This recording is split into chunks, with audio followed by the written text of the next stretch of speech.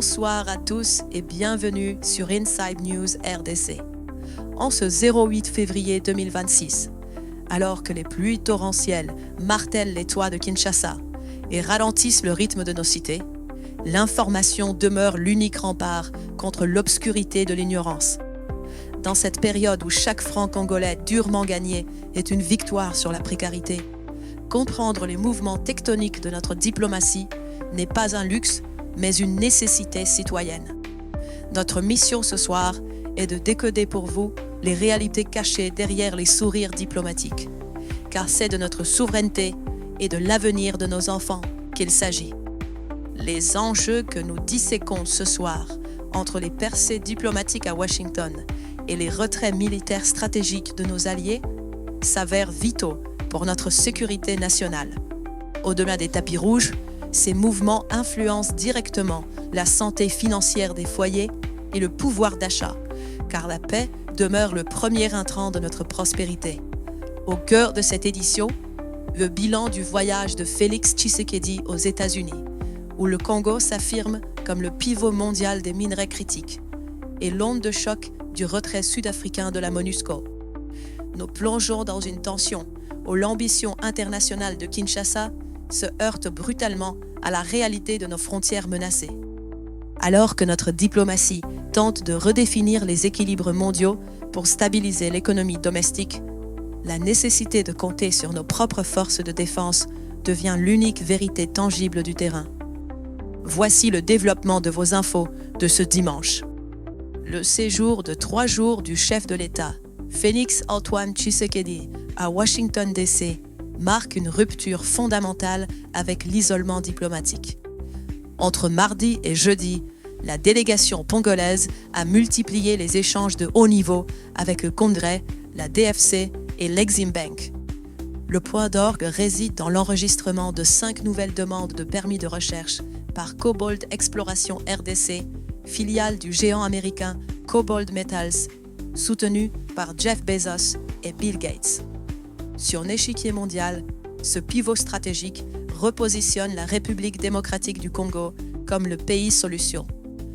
À l'heure de la transition énergétique globale, nos réserves de lithium, de cobalt et de coltan ne sont plus de simples ressources, mais des actifs géopolitiques majeurs que Washington souhaite sécuriser face à la mainmise asiatique.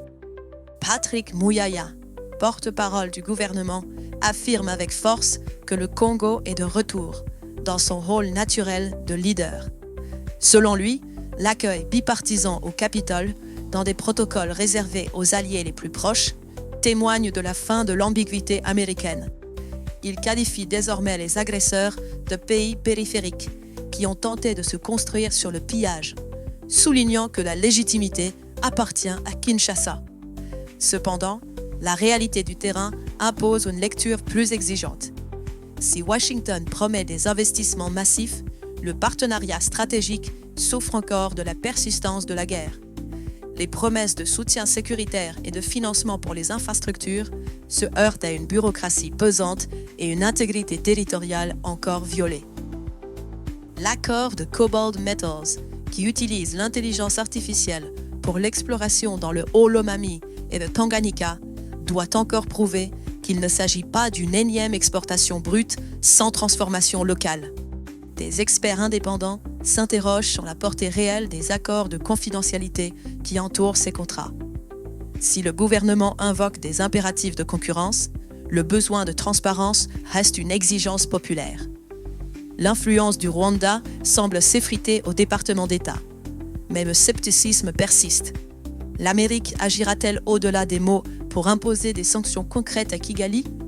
L'impact sur le citoyen est pourtant l'unique boussole. Ce partenariat vise à stabiliser l'économie domestique en attirant des capitaux capables de soutenir le franc congolais. À terme, la transformation locale est censée créer des milliers d'emplois, soulageant la pression sur les ménages. Mais pour l'instant, l'effet se limite à une reconnaissance diplomatique qui doit encore se transformer en pain sur la table des Congolais. La santé financière des foyers dépend de la capacité du gouvernement à convertir ses poignées de main en projets industriels générateurs de revenus réels. Est-il possible que cette lune de miel avec Washington soit enfin le rempart définitif contre l'agression rwandaise? Ou assistons-nous à une transaction géopolitique où nos ressources servent de monnaie d'échange pour une paix qui tarde à se matérialiser? La souveraineté ne s'achète pas, elle s'exerce par le contrôle effectif de chaque mètre carré de notre sol. La nation exige que ces minerais critiques deviennent le moteur d'une industrie nationale forte, capable de garantir une autonomie financière totale et durable pour chaque citoyen. Le président sud-africain Cyril Ramaphosa a officiellement informé le secrétaire général de l'ONU de sa décision de retirer ses troupes de la MONUSCO. Ce désengagement de plus de 700 militaires devrait être finalisé avant la fin de l'année 2026. Cette annonce marque un tournant historique après 27 années de présence continue des forces sud-africaines, piliers de la brigade d'intervention. Ce retrait s'inscrit dans une dynamique internationale de reconfiguration où les coupes budgétaires de l'ONU et la lassitude des contributeurs poussent vers une sortie précipitée. L'Afrique du Sud, figurant parmi les 10 principaux fournisseurs de casques bleus, laisse un vide symbolique et opérationnel immense. Ce mouvement interroge la capacité de la communauté internationale à maintenir une pression multilatérale alors que les tensions régionales s'exacerbent. La justification officielle de Pretoria repose sur une nécessité de réaligner les ressources nationales. Après près de 3 décennies, Cyril Ramaphosa estime que son armée doit se concentrer sur ses propres impératifs de sécurité, tout en promettant un soutien via la SADC. C'est une décision unilatérale qui oblige la RDC à accélérer sa propre montée en puissance militaire. La réalité du terrain est pourtant cruelle. Les FARDC devront assumer seuls des pans entiers du front face à la coalition RDF M23 AFC. Le sentiment de sécurité des populations du Kivu est profondément heurté. Pour les habitants de Goma ou de Beni, la présence sud-africaine constituait un dernier rempart contre les massacres de masse. Le départ de ces soldats est perçu avec une inquiétude légitime, car sans alternative robuste, le risque de voir les groupes terroristes exploiter ce vide pour piller nos ressources est imminent. L'instabilité prolongée par ces mouvements de troupes continue de peser sur l'économie locale. Les déplacements de population empêchent le retour au champ, entretenant une inflation alimentaire qui étrangle le pouvoir d'achat. La sécurité n'est pas qu'une question de fusil. C'est la condition sine qua non pour que les paysans puissent nourrir la nation et stabiliser la santé financière des foyers. Les analystes soulignent que ce retrait forcera Kinshasa à une autonomie militaire coûteuse, ponctionnant des budgets qui auraient pu servir au développement social. C'est le prix d'une souveraineté que nous devons désormais assumer sans béquilles internationales. Le vide laissé par Pretoria est un appel brutal à l'unité de nos forces de défense. Ce retrait est-il le signe d'une maturité retrouvée pour notre armée ou l'abandon d'un allié historique au moment le plus critique? La nation est en mesure de se demander si le renforcement des FARDC suffira à compenser la perte de l'expertise sud-africaine dans la guerre de jungle. La réponse ne se trouve pas dans les communiqués onusiens, mais dans la capacité de nos troupes à sanctuariser le territoire national pour garantir la survie économique de nos provinces de l'Est. Le 77e Conseil des ministres a confirmé la mise en échec des attaques de la coalition RDF M23 AFC dans les hauts plateaux de Fizi, Uvira et Mwenga. Plus spectaculaire encore, l'armée loyaliste a intercepté et détruit plusieurs drones kamikazes visant l'aéroport international de Dongoka à Kisangani, information que nous vous avions donnée durant la semaine. Nous faisons face à une guerre de terreur où l'agresseur, incapable de gagner du terrain de manière conventionnelle, utilise des technologies de pointe pour viser des infrastructures civiles. Le père, le Rwanda, équipe le fils, le M23, de moyens sophistiqués pour semer la désolation loin des lignes de front. L'armée a également assuré la débâcle de la CRP de Thomas Lubanga en territoire de Djougou et intensifié la traque contre les terroristes ADF-MTM en territoire d'Irumu. Le gouvernement affirme que nos forces maintiennent leur position. Patrick Muyaya souligne que le Rwanda agit en désespoir de cause, multipliant les barouds d'honneur face à une armée congolaise qui se modernise. Les débris des engins abattus ont été récupérés pour permettre un traçage précis, fournissant des preuves irréfutables de l'implication directe de Kigali. La montée en puissance de notre défense aérienne change la donne tactique. L'interception réussie au-dessus de Bangoka démontre que notre ciel n'est plus un espace de jeu libre. Cependant, la coalition terroriste continue d'occuper des localités stratégiques et de piller le coltan. La débâcle annoncée doit être nuancée. Si l'ennemi recule sur certains plateaux, sa capacité de nuisance reste intacte dans les zones sous occupation. L'analyse indépendante révèle que le Rwanda est au bout du rouleau diplomatique. Les aveux de son ambassadrice à Washington et les contradictions de Paul Kagame montrent un régime acculé. Le narratif de la persécution des minorités s'effondre face au patriotisme des jeunes Banyamulenge qui refusent d'être instrumentalisés. Pour nos compatriotes de l'Est, chaque drone abattu est une victoire. Mais la menace plane toujours sur le coût de la vie. L'insécurité autour des hubs de transport comme Kisangani risque de perturber les circuits d'approvisionnement, aggravant la pression sur les ménages. La santé financière des foyers est liée à la sécurisation des infrastructures aéroportuaires qui permettent les échanges commerciaux vitaux. Jusqu'où l'agresseur ira-t-il dans sa folie terroriste avant que la communauté internationale ne coupe les flux financiers de cette machine de mort?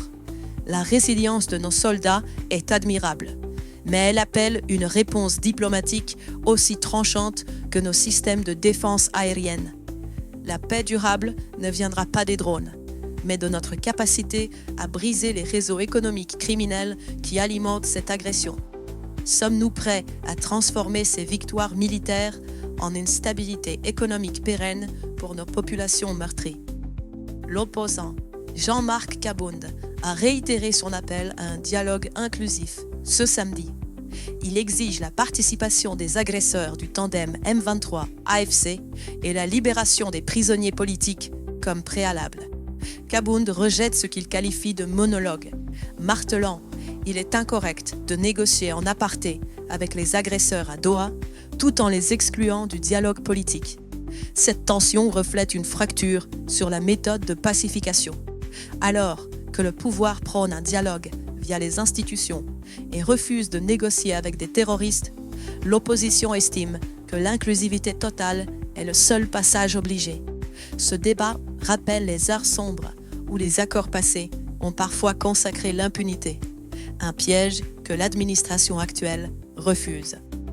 La position officielle est sans ambiguïté. Le dialogue se tiendra sur le territoire national et ne servira pas de blanchisserie pour les crimes. Patrick Muyaya précise qu'il s'agit d'un séquençage. D'abord régler le conflit avec le Rwanda et le M23, puis discuter des enjeux internes. Le refus de l'impunité est une ligne rouge. Pourtant, la réalité est plus rugueuse. Le dialogue risque de s'enliser si les cœurs ne sont pas disposés à la sincérité.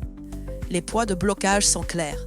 D'un côté, l'exigence d'une médiation neutre et d'une inclusivité totale incluant les rebelles. De l'autre, la préservation de l'intégrité territoriale et le respect des institutions sans céder au chantage des armes. Le climat de méfiance est exacerbé par l'arrestation d'acteurs soupçonnés de complicité avec l'ennemi.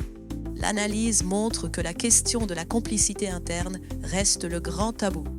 L'impact sur le citoyen est une lassitude généralisée face à la politique politicienne. Pendant que les leaders débattent du format, le pouvoir d'achat continue de s'éroder sous l'effet de l'incertitude. La santé financière des foyers a besoin de stabilité. Pas de palabres interminables qui ne règlent ni le prix du pain, ni la sécurité des quartiers. La nation attend des actes qui cimentent l'unité, car une maison divisée ne peut résister aux assauts d'un voisin prédateur. Le message de Washington, appelant au courage et à la compassion, semble bien loin des joutes oratoires de Kinshasa.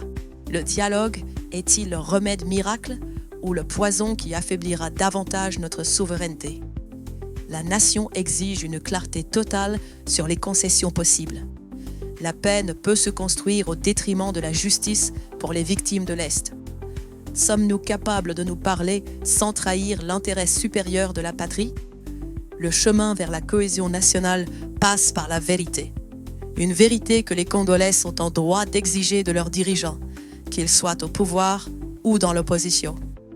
La mobilité urbaine et la souveraineté énergétique conditionnent l'économie domestique.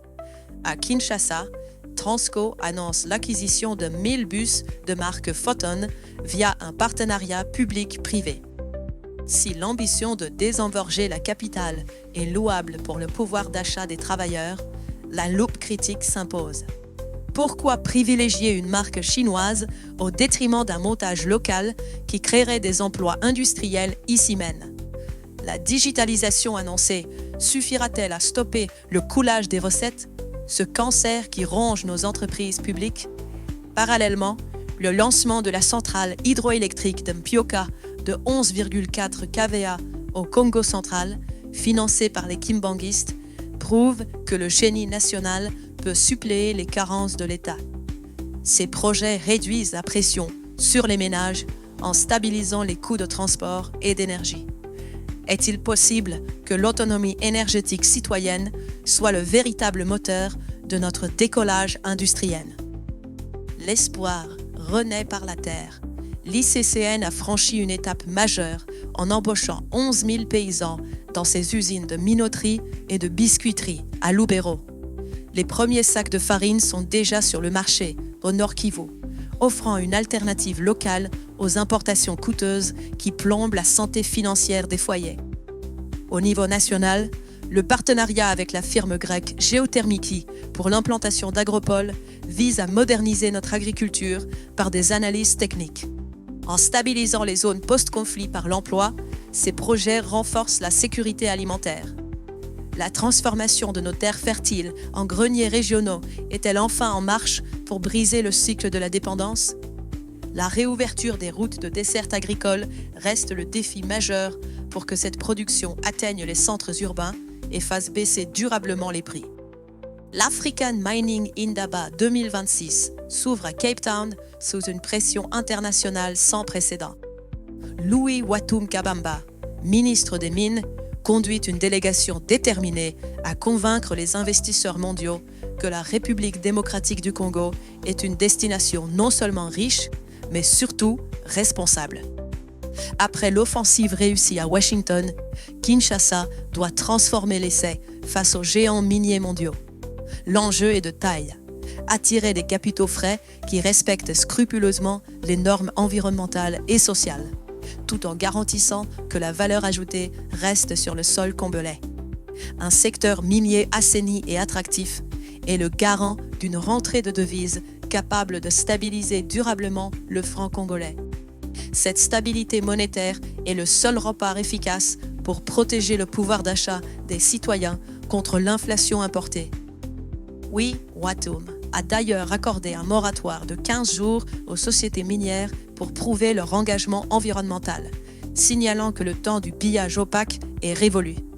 Le pivot congolais vers des partenariats plus équilibrés avec l'Occident vise à s'émanciper d'une dépendance exclusive, offrant à notre nation une marge de manœuvre diplomatique inédite.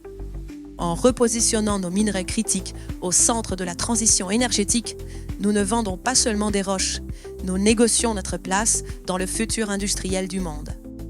La santé financière des foyers congolais dépend de cette capacité à transformer nos richesses souterraines en infrastructures de surface et en services publics de qualité. Cape Town n'est pas qu'un forum de plus. C'est le terrain où se joue notre indépendance économique pour les décennies à venir.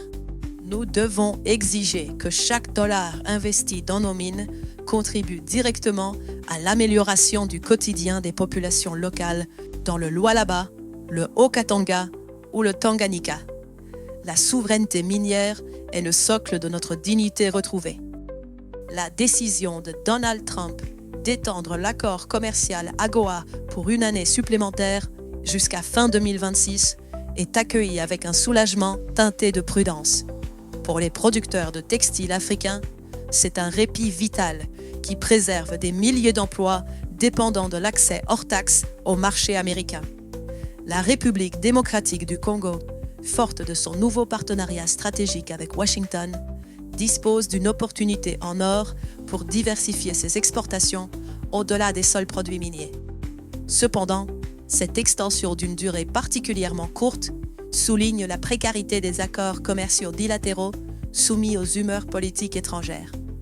Notre nation doit profiter de ce sursis pour renforcer sa compétitivité industrielle et ne plus dépendre de la générosité révocable des grandes puissances. La diversification économique est le seul bouclier réel pour protéger le pouvoir d'achat contre les chocs mondiaux et les changements de cap diplomatiques. Pour le citoyen congolais, l'AGOA signifie potentiellement des débouchés pour nos produits agricoles transformés et notre artisanat, à condition que le gouvernement soutienne les petites et moyennes entreprises dans leur mise aux normes internationales. La santé financière des foyers ne peut reposer uniquement sur les cours du cuivre ou du cobalt. Elle nécessite une économie plurielle où le textile et l'agro-industrie occupent une place de choix. Ce sursis d'1 an doit être perçu comme un signal d'urgence. Nous devons bâtir nos propres circuits commerciaux régionaux au sein de la ZLECAf, tout en profitant de la fenêtre américaine. L'enjeu est de transformer une opportunité temporaire en une croissance structurelle durable. La souveraineté économique passe par la fin de la dépendance aux quotas étrangers. En renforçant nos capacités de production locales, nous garantissons que les chocs extérieurs n'étrangleront plus le quotidien de nos compatriotes. L'AGOA est un outil, mais notre propre vision industrielle doit rester le maître d'œuvre de notre prospérité nationale. L'importance des brèves de ce soir réside dans leur lien direct avec notre tissu social et nos infrastructures vitales. L'OMS lance une alerte mondiale réclamant $1 milliard pour les urgences sanitaires, alors que les budgets militaires mondiaux explosent. En RDC, cette baisse de financement menace directement l'accès aux soins de base et la santé financière des foyers. À Kinshasa, la Fondation Étienne Tshisekedi a apporté un souffle d'espoir en assistant 3000 ménages sinistrés des inondations au stade Tata Raphaël, fournissant matelas et vivres essentiels. Pendant ce temps, au Congo central, le cri de détresse vient de Mwanda, où l'effondrement des ponts Boudou-Boudou et Yondika, reliant le rond-point Paul Panda Farmana à la frontière de Yema, isole les populations et bloque 40 cargos angolais. Enfin, le soutien des jeunes Banyamulenge des USA à Félix Tshisekedi vient briser le narratif de division, dénonçant l'instrumentalisation rwandaise. Ces événements rappellent que notre solidarité est notre meilleure défense.